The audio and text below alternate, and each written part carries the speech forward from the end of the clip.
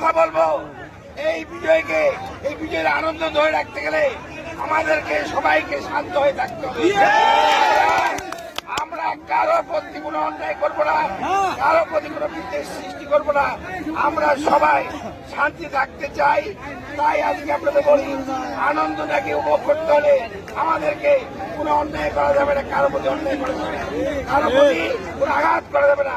আমরা সবাই মিলে আজ থেকে বিএনপি আওয়ামী লীগ আমার সবাই মিলে একসাথে থাকবো।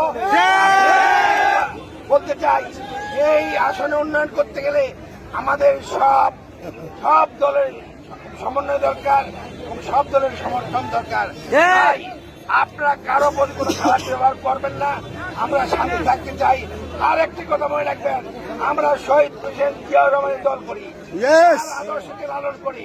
আমরা প্রতিশোধ দিই না, ঘৃণাও করি না। আমরা একসাথে থাকতে চাই।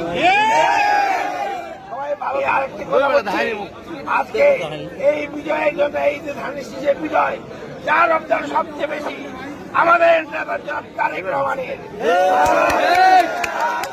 আমাদের নেতা জনাব ফখরুল ইসলামের। আমরা সবাই এবং পরিশেষে আমরা হরিপুর,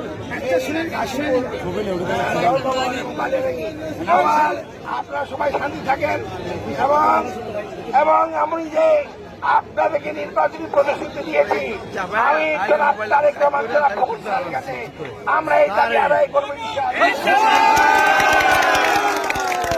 সবাই ভালো থাকেন, সুস্থ থাকেন, আমার জন্য দোয়া করবেন, আমাদের নেতাদের জন্য দোয়া করবেন। তারা খুব কষ্ট করেছে, আর আপনারা যা কষ্ট করেন তা আপনাদের জন্য আমি দোয়া করবো। সবাই মিলে একে অপরের জন্য দোয়া করবো। আজকে আমাদের প্রার্থী আছে, বিজয়ী হয়েছে। আমি সকলকে আপনাদেরকে আন্তরিকভাবে অভিবাদন এবং ধন্যবাদ জানাচ্ছি যে দীর্ঘদিন ধরে আপনারা এই প্রার্থীর পক্ষে নির্বাচনে প্রচারণা করে তাকে যে জয়ী করছেন, এই জন্য আপনাদেরকে আমি ধন্যবাদ জানাচ্ছি। আসসালামু আলাইকুম।